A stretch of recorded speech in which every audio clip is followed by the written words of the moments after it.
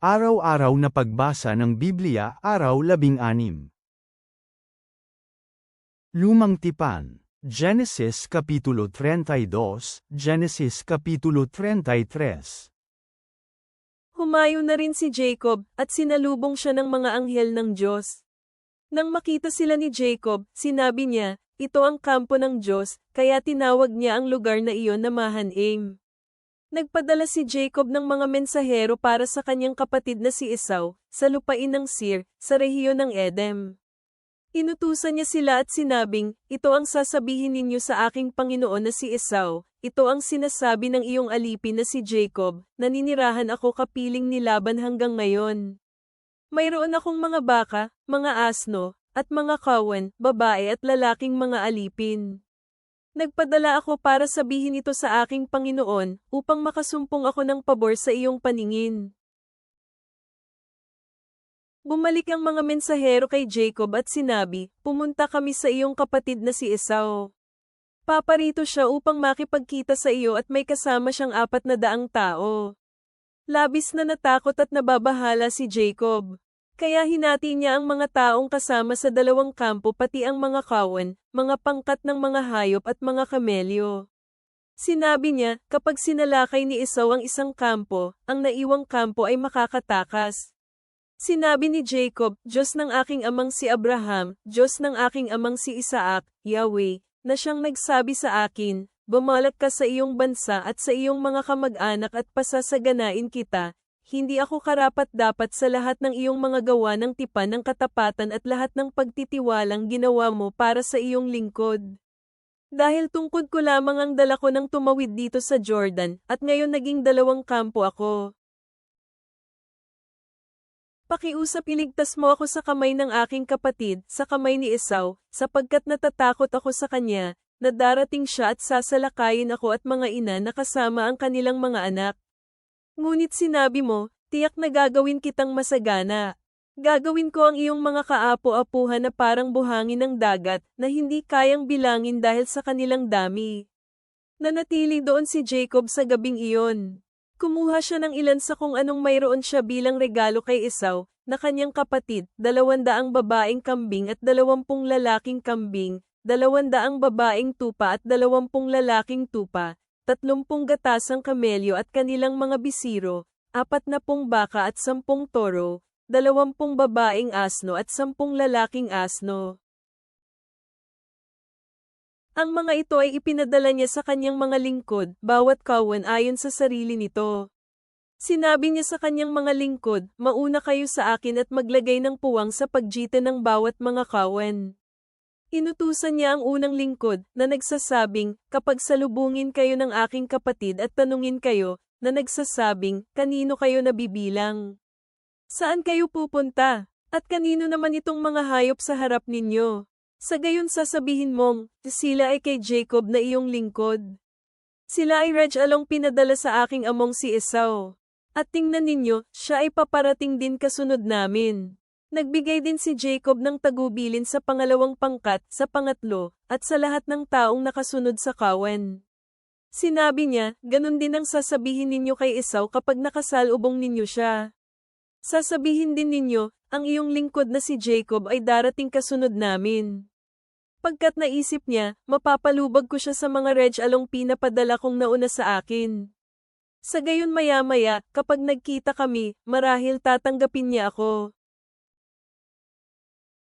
Kaya nauna sa kanya ang mga regalo. Siya mismo ay nanatili sa kampo ng gabing iyon. Bumangon si Jacob sa kalagitnaan ng gabi, at dinala ang kanyang 2 asawa, kanyang 2 babaeng alipin, at ang kanyang 11 mga anak. Pinadala niya sila sa kabila ng sapa ng Jabbok.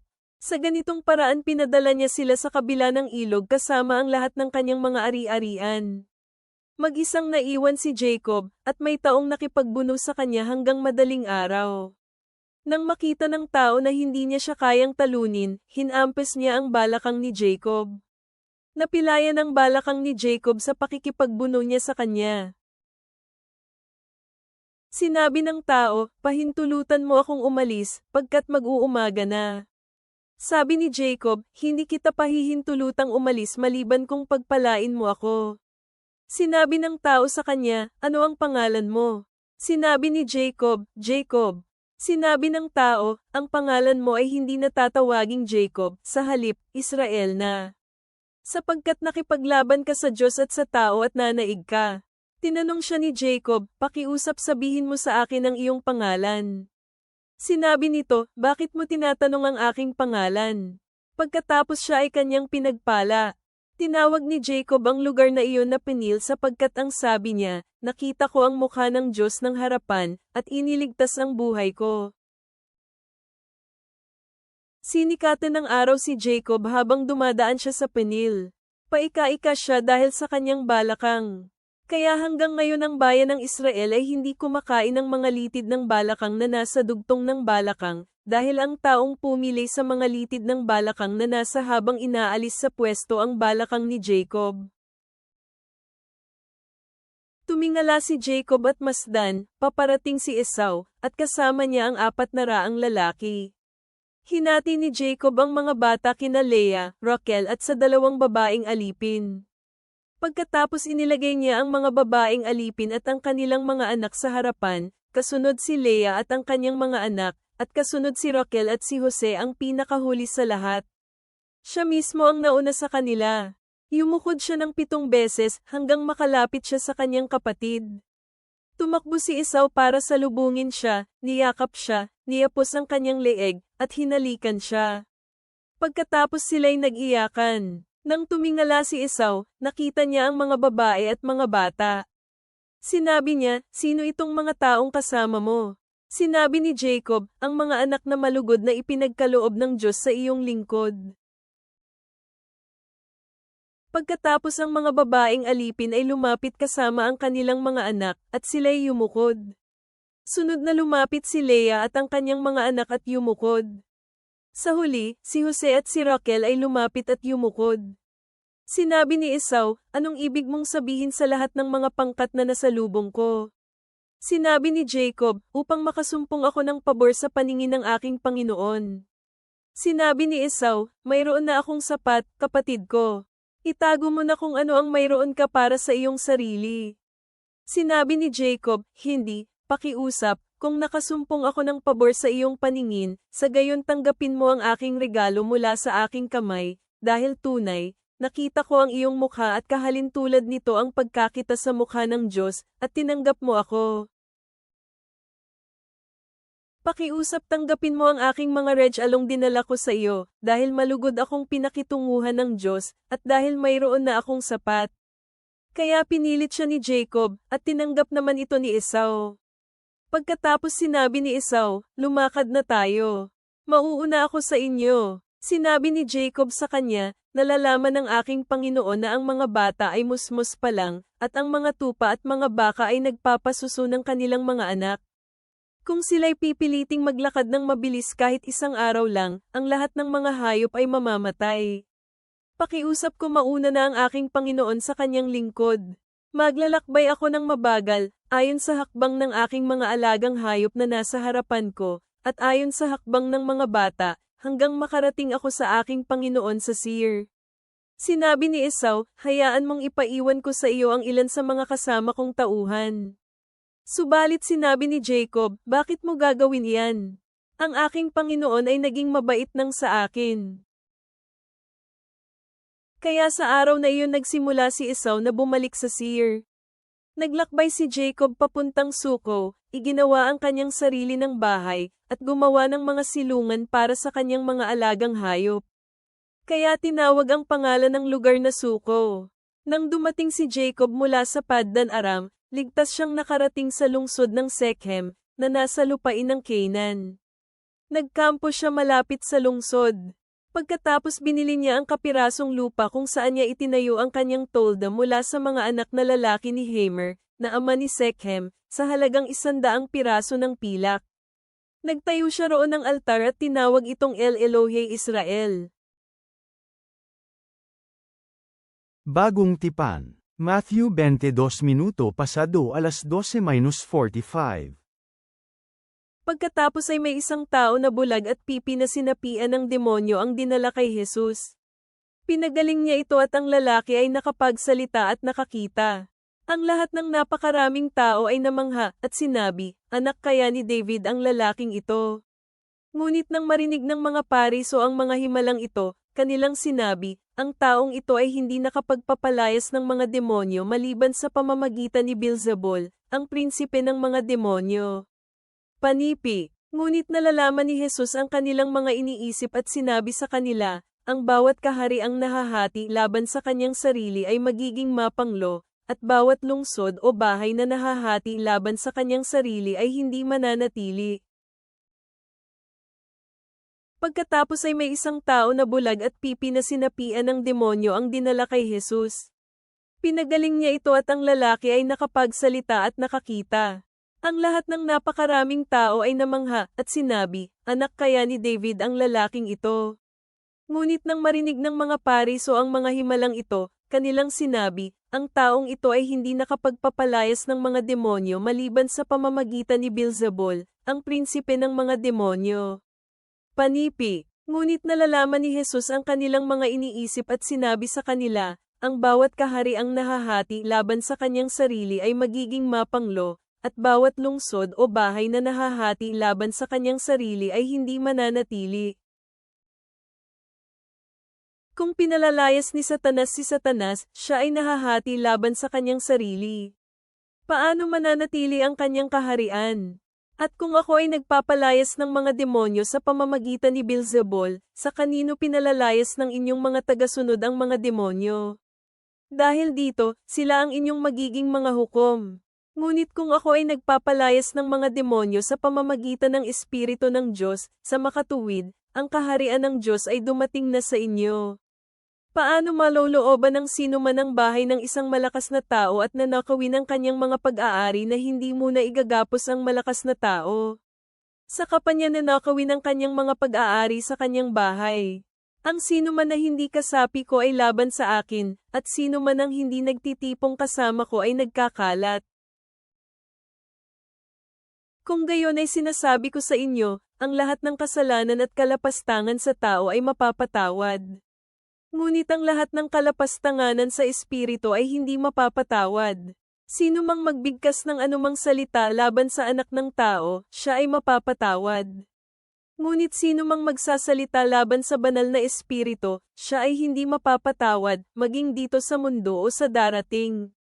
O gawing mabuti ang puno at ang bunga nito ay mabuti, o gawing masama ang puno at ang bunga nito ay masama, sapagkat makikilala ang bawat puno ayon sa bunga nito.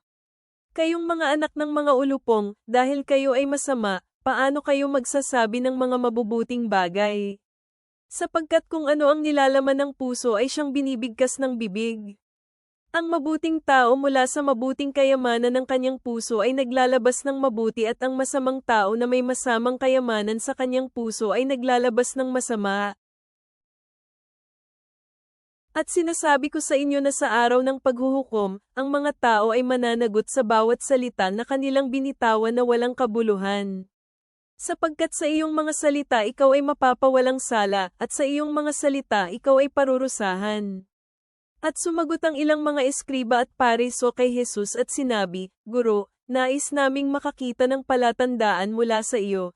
Ngunit sumagot si Jesus at sinabi sa kanila, isang masama at mapangalonyang salinlahi ang naghahanap ng palatandaan. Ngunit walang ibibigay na palatandaan sa kanya maliban sa palatandaan ni Jonas na propeta. Sapagkat gaya ni Jonas na 3 araw at 3 gabi sa tiyan ng malaking isda, gayon din na ang anak ng tao ay 3 araw at 3 gabi na nasa ilalim ng lupa. Ang mga tao sa Nineveh ay tatayo sa paghuhukom kasama ng salinlahing ito at parurusahan ito. Sapagkat sila ay nagsisi sa pangangaral ni Jonas, at tingnan ninyo, ang narito ay mas dakila kay Jonas.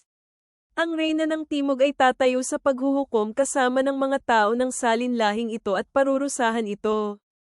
Naglakbay siya mula sa dulo ng mundo upang dinggin ang karunungan ni Solomon, at tingnan ninyo, ang narito ay mas dakila kay Solomon.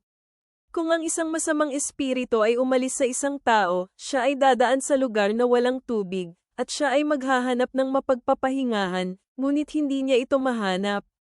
At sasabihin nitong, ako ay babalik sa dati kong tahanan kung saan ako nanggaling. Nang makabalik, nakita niya ang bahay na malinis at maayos. Siya ay aalis at magsasama ng 7 pang espiritu na mas masama pa sa kanya at silang lahat ay papasok at maninirahan doon. At ang kalagayan ng taong iyon ay magiging mas malala pa kaysa sa dati. Katulad ng masasamang salinlahing ito. Mga kawikaan. Proverbs 2:1-11. Anak, kung tatanggapin mo ang aking mga salita at pakaingatan ng aking mga kautusan, makinig sa karunungan at itutuon mo ang iyong puso sa pangunawa. Kung ikaw ay magmakaawa para sa kaunawan at sumigaw para dito, kung hahanapin mo ito kagaya ng paghahanap ng pilak at hahanapin mo ang pangunawa kagaya ng paghahanap mo ng mga nakatagong kayamanan, saka mo mauunawaan ang pagkatakot kay Yahweh at matatagpuan mo ang kaalaman ng Diyos. Sapagkat si Yahweh ang nagbibigay ng karunungan, mula sa kanyang bibig nang gagaling ang kaalaman at kaunawan. Nag-iimbak siya ng tamang karunungan para sa mga taong nagbibigay kaluguran sa kanya, siya ay kalasag para sa mga lumalakad na may katapatan, binabantayan niya ang mga daan ng katarungan at pananatilihin niya ang landas ng mga tapat sa kanya. Pagkatapos ay mauunawaan mo ang katuwiran, katarungan, pagkamakatao at bawat mabuting landas. Sapagkat ang karunungan ay darating sa iyong puso, at ang kaalaman ay magiging kalugod-lugod sa iyong kaluluwa. Ang mabuting pagpapasya ang magmamasid sa iyo, at pangunawa ang magbabantay sa iyo. Ang mabuting pagpapasya ang magmamasid sa iyo, at pangunawa ang magbabantay sa iyo. Makapangyarihang Diyos, Ikaw ang manlalaban na nakikipag-ugnayan sa amin sa aming mga pakikibaka at binabago kami sa pamamagitan ng pakikipagtagpo. Habang kami ay nakikinig sa mensahe ni Jesus tungkol sa lebadura ng mga Fariseo, protektahan mo kami mula sa walang laman na relihiyon at tulungan mo kaming ituloy ang tunay na relasyon sa iyo.